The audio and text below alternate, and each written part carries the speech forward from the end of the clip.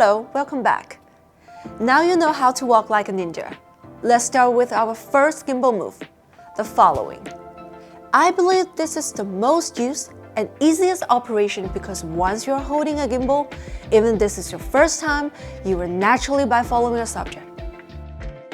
As this sounds like, the following just holding your gimbal upright and follow your subject. It's pretty easy, right?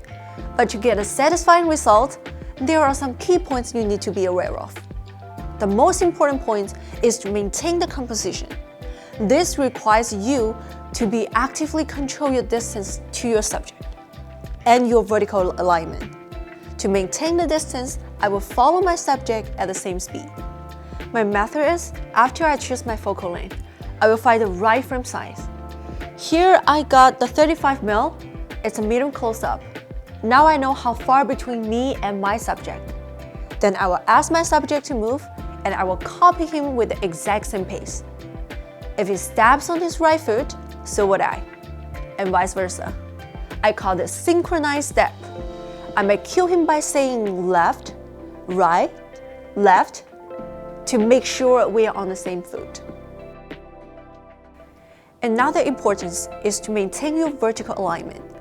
You don't want your subject away from the center or any other lines. And you don't want to leave too much or too little headroom. I usually keep my attentions to the space between my subject's head and the upper frame. I will constantly tweak my gimbal's position to maintain the gap. By doing this, I will have a balanced composition. Alright, this is how to follow a subject with your gimbal.